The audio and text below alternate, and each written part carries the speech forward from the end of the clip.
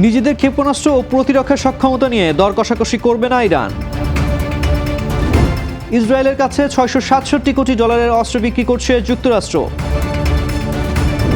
ট্রাম্পের অনুরোধে ইউক্রেনে হামলা স্থগিত করল রাশিয়া।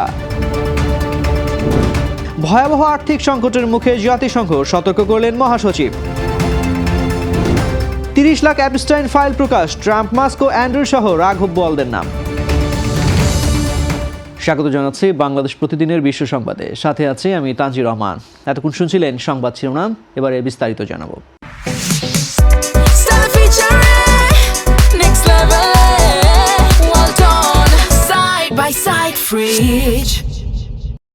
যুক্তরাষ্ট্রের সঙ্গে ন্যায়সঙ্গত আলোচনায় বসতে রাজি হলেও নিজেদের ক্ষেপণাস্ত্র ও প্রতিরক্ষা সক্ষমতা নিয়ে কোনো আপোষ করবে না বলে সাফ জানিয়ে দিয়েছে ইরান। শুক্রবার তুরস্ক সফরকালে দেশটির পররাষ্ট্রমন্ত্রী আব্বাস আরাকচি বলেন, ইরানের ক্ষেপণাস্ত্র কর্মসূচি কখনোই আলোচনার বিষয়বস্তু হবে না। এটি আমাদের নিজস্ব নিরাপত্তার বিষয়। এদিকে মার্কিন প্রেসিডেন্ট ডোনাল্ড ট্রাম্প মার্কিন সামরিক পদক্ষেপের মুখোমুখি হওয়ার চেয়ে ইরান একটি চুক্তিতে পৌঁছাতে বেশি আগ্রহী। তবে এ বিষয়ে বিস্তারিত কোনো তথ্য দেননি তিনি। এর আগে গত বুধবার ট্রাম্প তেহরানকে সতর্ক করে বলেছিলেন যে পারমাণবিক কর্মসূচি নিয়ে আলোচনার সময় ফুরিয়ে আসছে। একই সময়ে ইরানের জলসীমার কাছে যুক্তরাষ্ট্র একটি বিশাল নৌবহর অবস্থান নেয়। ইরানের দিকে আরও রণতরী পাঠানোর ঘোষণা দিয়ে আলোচনার জন্য সময়সীমা বেঁধে দিয়েছেন এবং প্রয়োজনে শক্তি প্রয়োগের হুমকি দিয়েছেন।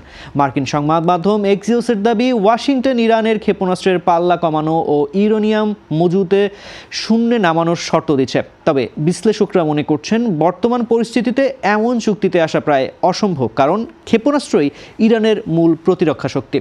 উদ্ভূত পরিস্থিতিতে যুদ্ধ এড়াতে তুরস্ক মধ্যস্থতার প্রস্তাব দিয়েছে এবং তুরস্কের পররাষ্ট্রমন্ত্রী হাকান ফিদান জানিয়েছে তারা এই অঞ্চলে কোনো সংঘাত চায় না। গাজায় যুদ্ধবিরতির মধ্যে ইসরায়েলের কাছে $667 কোটি বিশাল অস্ত্র বিক্রির অনুমোদন দিয়েছে যুক্তরাষ্ট্র।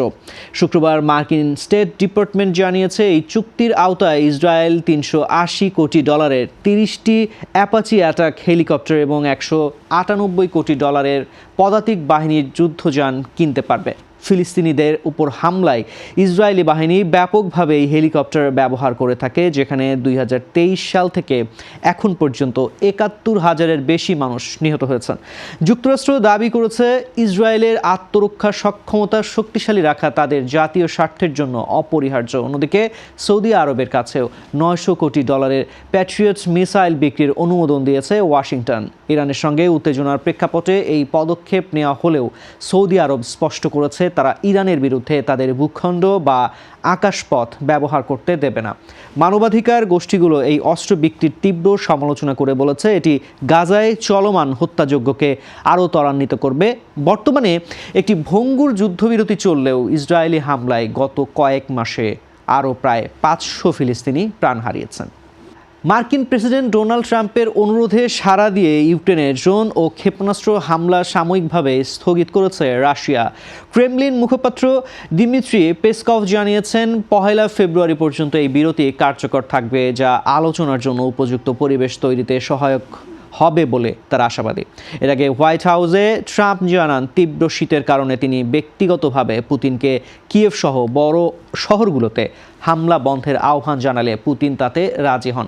বর্তমানে ইউক্রেনে হাড় কাঁপানো শীত ও -10 ডিগ্রি সেলসিয়াস তাপমাত্রা বিরাজ করছে, যা আগামী রোববার আরও কমার পূর্বাভাস রয়েছে। গত 26 জানুয়ারি রাশিয়ার ভয়াবহ হামলায় কিয়েভ সহ বিভিন্ন শহরের 12 লক্ষাধিক বাড়িঘর বিদ্যুৎ বিচ্ছিন্ন হয়ে পড়ে, যার বড় একটি অংশ এখনও অন্ধকারে রয়েছে।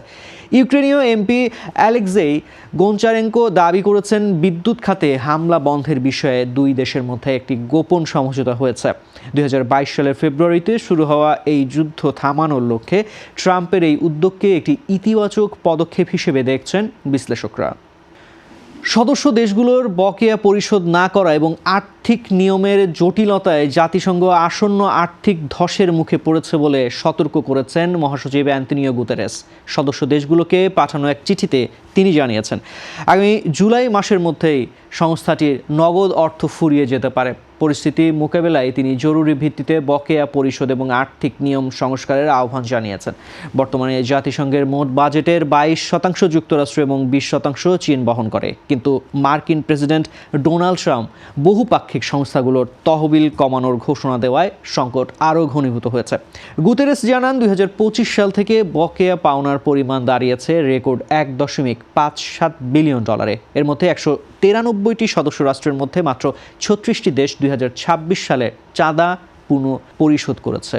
যুক্তরাষ্ট্রের কুখ্যাত যৌন নিপীড়ক জেফ্রি অ্যাপস্টাইনের সঙ্গে জড়িত প্রায় 30 লাখ পৃষ্ঠার নতুন নথি শুক্রবার জনসমক্ষে প্রকাশ করেছে মার্কিন বিচার বিভাগ।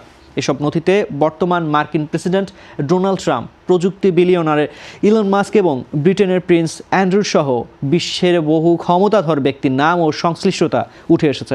নথিতে ট্রাম্পের নাম শতবার উল্লেখ থাকলেও বিচার বিভাগ সেগুলোকে ভিত্তিহীন দাবি করেছে। অন্যদিকে ইলন মাস্কের সঙ্গে অ্যাপস্টাইনের ইমেইল আদান প্রদানের চাঞ্চল্যকর তথ্য পাওয়া গেছে। ব্রিটিশ রাজপরিবারের সদস্য প্রিন্স অ্যান্ড্রুর ও তার সাবেক স্ত্রী সারা ফার্গুসের সঙ্গেও অ্যাপস্টাইনের গভীর বন্ধুত্বের প্রমাণ মিলেছে ইমেইলে। এছাড়া বিল গেটসের বিরুদ্ধে কিছু গুরুতর অভিযোগ থাকলেও তার মুখপাত্র সেগুলোকে সম্পূর্ণ মিথ্যা বলে উড়িয়ে দিয়েছেন। নথিতে আরও দেখা গেছে যুক্তরাজ্যের সাবেক রাষ্ট্রদূত লর্ড ম্যান্ডেলসনের স্বামীর অ্যাকাউন্টে অর্থ পাঠিয়েছেন অ্যাপস্টাইন। যদিও ভুক্তভোগীদের সুরক্ষায় অনেক তথ্য গোপন রাখা হয়েছে, তবুও ডেমোক্রেটরা আরও প্রায় 25 লাখ পৃষ্ঠার নথি আটকে রাখার অভিযোগ তুলেছেন। 2019 সালে কারাগারে অ্যাপস্টাইনের রহস্যজনক মৃত্যুর পর এই বিশাল নথি প্রকাশ বিশ্বজুড়ে নতুন বিতর্কের জন্ম দিয়েছে। এই ছিল আজকের বাংলাদেশ প্রতিদিনের বিশ্ব সংবাদ। সবশেষ খবর জানতে চোখ রাখুন বাংলাদেশ প্রতিদিনের ইউটিউব চ্যানেল ও ফেসবুক পেজে। সবাইকে ধন্যবাদ এতক্ষণ সাথে থাকার জন্য।